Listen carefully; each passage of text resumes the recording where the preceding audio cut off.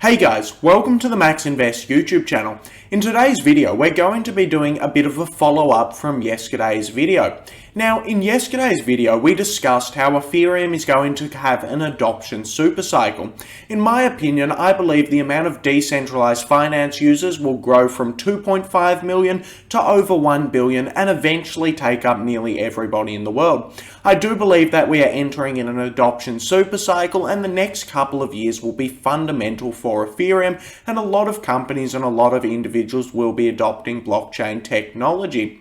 Now, in today's video, we're going to be discussing how Ethereum can actually scale up to meet those requirements. If Ethereum wants to be the global settlement layer of the world, it does need to scale a lot more, and a lot more people need to use it. The video is going to start by discussing things like rollups and sharding, which are a bit more simpler. However, toward the end of the video, I am going to go into a couple of difficult scaling techniques, so if you stick around to the end of the video, make sure to let me know.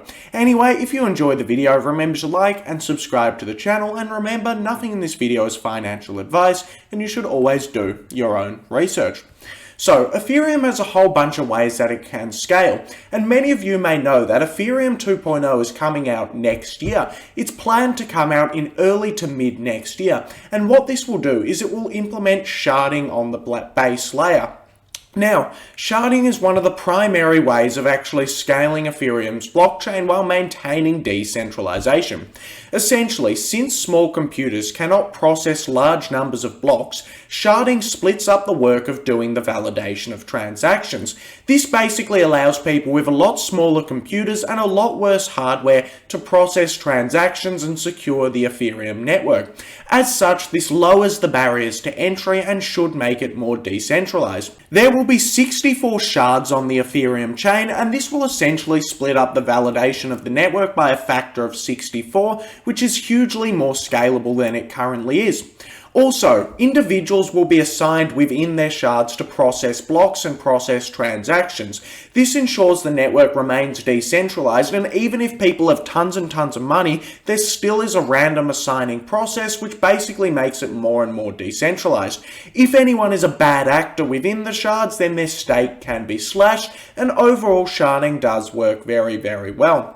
Now, to achieve the same effect, most chains use supernodes and delegate stake. This essentially makes the majority of chains very, very centralized. However, Ethereum has actually implemented sharding to preserve decentralization. All it does is it splits up the network even more, which is very hard to do and hard to code. However, it will maintain decentralization, and it looks like a very good technique for Ethereum. The next thing that will be implemented in Ethereum 2.0 is rollups. Essentially, what rollups do is they actually perform some of the transaction off-chain, however they post all of the transaction data to the main chain. So, essentially, rollups can take a bunch of transactions, say 10,000 transactions, off-chain, process those 10,000 transactions, and then post a proof to the main chain that shows that those transactions have already been done off-chain. What this does is it means the main Ethereum chain needs to process less transactions, and it still gets a proof of all of those transactions, making it a lot quicker. Now, since everything is finalized and settled on the main chain, this essentially means rollups are able to inherit Ethereum's security and decentralization, which is very good of them. Now, there are numerous types of rollups, including ZK rollups and optimistic rollups, and if you want to see the differences between these, you can check out my Arbitrum Explained video. So, this essentially takes us to the end of what Ethereum 2.0 is going to be doing. Ethereum 2.0 is going to be introducing sharding and rollups to make it more scalable. Of course, it will also be introducing proof of stake, which will help with this. However, there are a ton more stuff that Ethereum can actually do to scale the base layer after Ethereum 2.0. Ethereum 2.0 will take Ethereum up to 100,000 transactions per second. However, I do believe that Ethereum can go a lot further, and in today's video, I'll share with you some of my findings.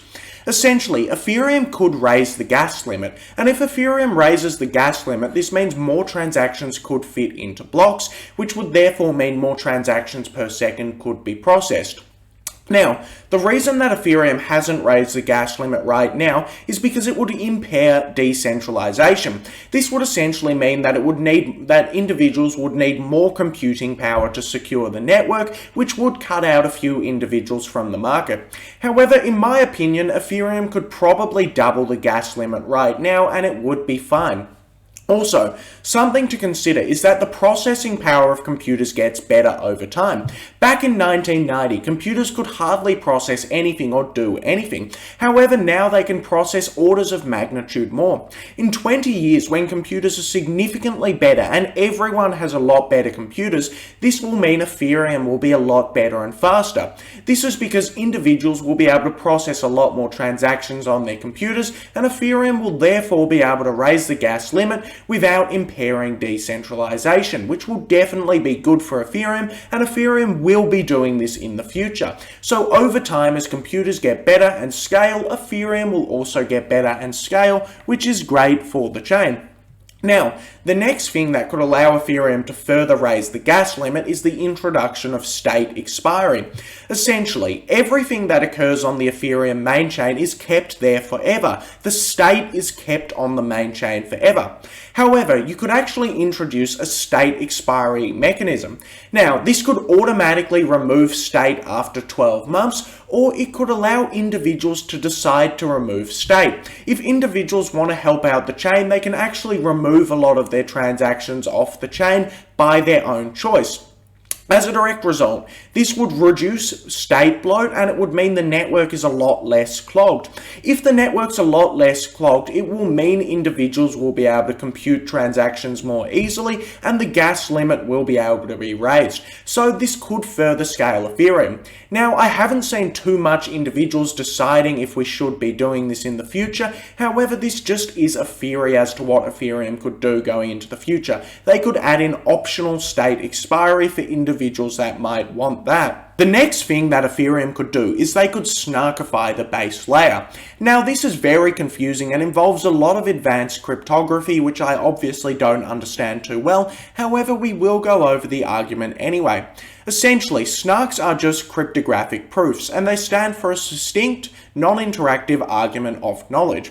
Now, what snarks do is they compress transactions on the base layer. Essentially, this is very similar to rollups. However, rollups take transaction data off-chain. Snarks would actually compress all of the data on-chain. Now, Vitalik Buterin has said that he believes if they snarkify the base layer, this could increase each shard's scalability from 15 transactions per second to 500 transactions per second. So this increases scalability by orders of magnitude. All this does is it compresses down all of the transactions just on the base layer, and they don't need any off-chain computing for that. So of course, if this gets implemented, this essentially means that Ethereum scales significantly more than it is today. However, this upgrade is probably 10, 15, 20 years down the road for Ethereum, and it's definitely not going to be in the pipeline anytime soon. Overall, the biggest way that Ethereum is going to be scaling in the future is because of layer 2s.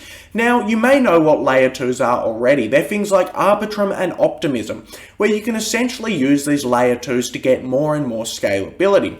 Layer 2s can actually upgrade and update significantly faster than the Ethereum network, and this is because of a range of different factors that allows layer 2s to be a lot more innovative than Ethereum, so if individuals use layer 2s, they should get a lot more scalability. The two big layer 2s that I can think of are Optimism and Arbitrum, and these allow Ethereum to achieve 4,000 transactions per second through the use of optimistic rollups. We just went through rollups earlier in the video. Now, I do believe what's going to happen in the future is there will be a lot of bridges from centralized exchanges directly to these layer 2s. As a direct result, a lot of people will be using layer 2s without even knowing it, which will perpetuate a very scalable future for Ethereum. Now, layer 2s can continue to innovate. There is a lot more that they can do than just using optimistic rollups. In fact, layer 2s can actually have extreme flexibility, and there is a lot of cryptography that they can implement into the future, which will make them a lot more scalable.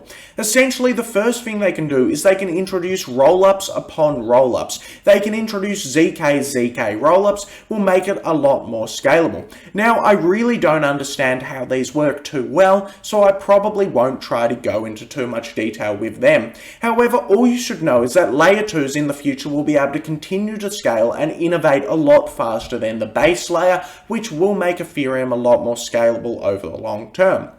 So, let's do a recap of what Ethereum is doing right now. Currently, Ethereum does less than 100 transactions per second, which is relatively slow, and we do need it to get faster. However, when Arbitrum comes out this month, Ethereum will be able to do 4,000 transactions per second. This has already been verified on the testnet, and it looks very, very likely to happen exactly as planned. Now, when Ethereum 2.0 is completed, this will mean sharding is implemented. As a direct result, Ethereum will be able to achieve 100,000 transactions per second. Now, when Ethereum can achieve 100,000 transactions per second, this essentially sets us up for the next couple of decades. We don't need to scale beyond this for a fair while. 100,000 transactions per second is so much it's ridiculous, and this does beat traditional payment giants like Visa. However, if Ethereum wants to become the base layer of the world, it can snarkify, it can raise the gas limit, and layer 2s can continue to expand. Essentially, when all of this happens, this should lead to Ethereum being able to achieve over 1 million transactions per second. However, this is probably 20 plus years out. Anyway, that brings us to the end of the video. If you made it to the end of the video and you managed to watch all of the video, please comment down below, because I'd be very interested to see how many of you managed to stick around. I assume it's going to be a lot less people than usual, as there was a few different concepts and very out there theories in the video. Anyway, if you enjoyed the video, remember to like and subscribe to the channel, and thanks for watching the video.